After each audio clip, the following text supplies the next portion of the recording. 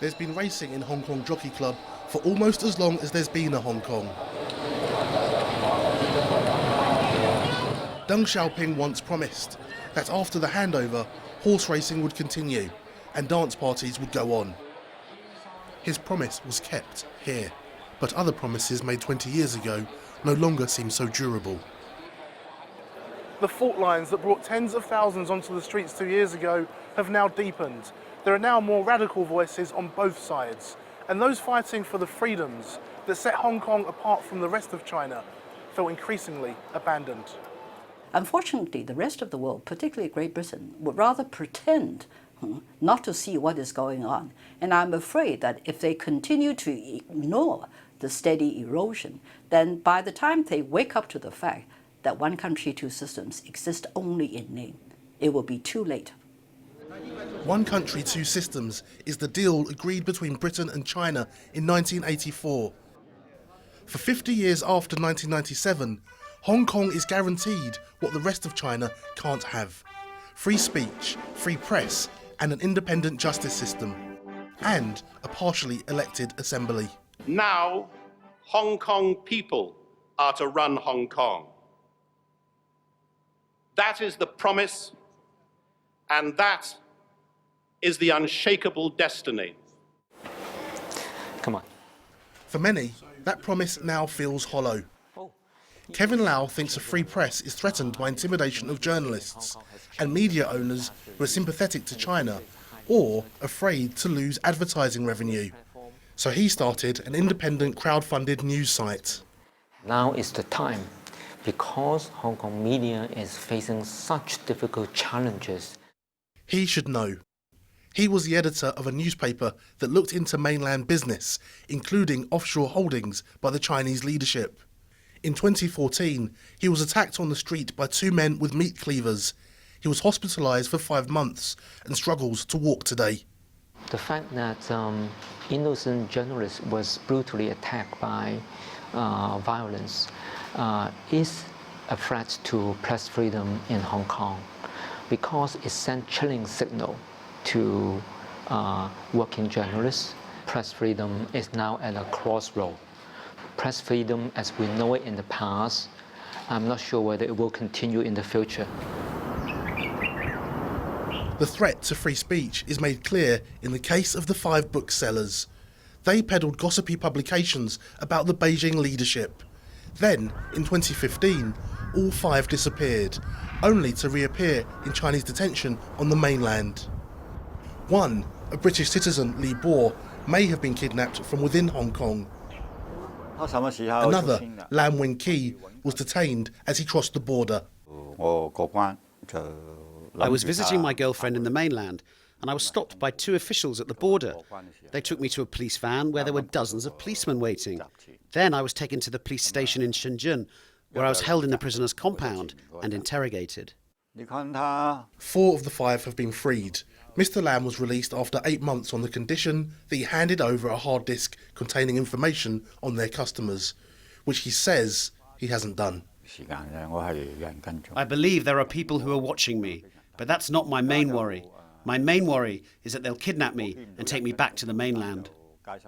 You have the abduction of the book publishers, the exercise of extrajudicial powers on Hong Kong soil, which makes us all wonder, should we fear the midnight knock at our door? We're no longer even safe in our own beds. We may be in Hong Kong, we may have broken no Hong Kong law, but we can still be made to disappear from Hong Kong soil.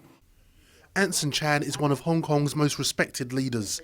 She was Chris Patten's number 2 and held several of the most senior positions after the handover.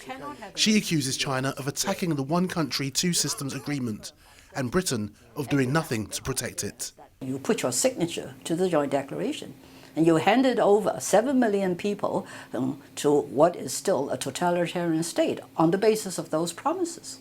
Do you think the British government simply isn't brave enough to stand up to China? I think Great Britain feels that its first and best interest lies in trading with China, and they don't much care whether they trade with China on any terms. A new generation has emerged since the umbrella protest in 2014, caused by Beijing's decision to vet the shortlist for the new chief executive. Students Joshua Wong, then just 17, and Nathan Law, 20, were two of the most prominent leaders. Beijing never backed down, but this seems to push more into the Democrat camp. The students now lead their own political party, campaigning here about treatment by the police and pushing for greater democracy. They see more trouble ahead.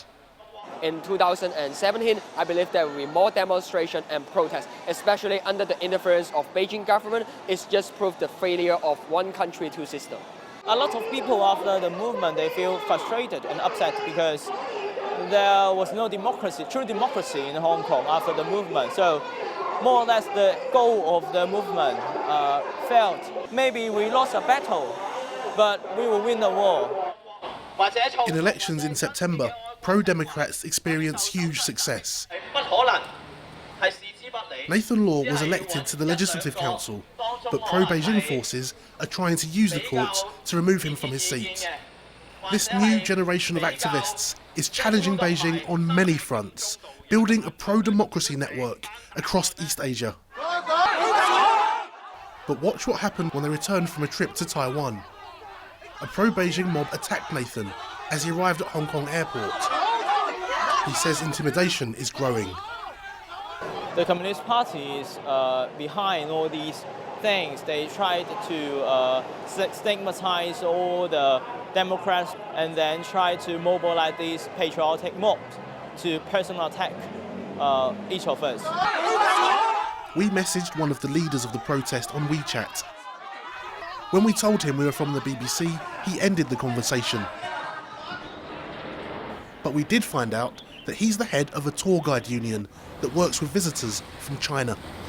And the role of unions, trade associations and executive boards in extending China's influence in Hong Kong is crucial. Many people here have told us that from transport unions to school boards to university councils, pro-Beijing voices are replacing pro-Democrats. It affects the way everyday decisions are made in major and minor levels in Hong Kong. The infrastructure and economic ties that bind are growing stronger.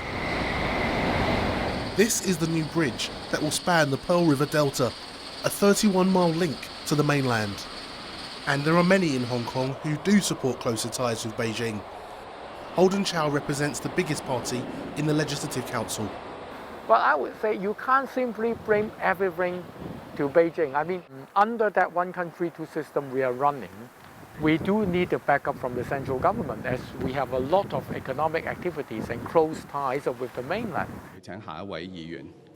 There's always been tension between pro-Democrats and pro-Beijingers, but is there now a third position? Wei-ching and Baggio Leung are separatists, arguing for independence from China. They were excluded from the chamber for using offensive language. This was the response from pro-Beijingers when they tried to get back in. The separatists have only limited support so far, but they think they're being watched. All those applications that I can use in this phone has been hacked. They're taking us to a town where they say most are from the mainland. They believe that high levels of immigration are deliberate policy to undermine Hong Kong's identity. You can see that it is no longer Hong Kong environment. It is something like a city in China. It is. I think that most of the Hong Kongers don't want to see this kind of situation. Support for independence is not widely held, but represents a radical shift in tone, partly because the goals of the umbrella movement have been frustrated. If the one country two system cannot protect Hong Kong people from the control, the next step is separate from China. In Happy Valley, they pride themselves on being a unique institution. Tonight, over $100 million will be bet. Fortunes made and lost.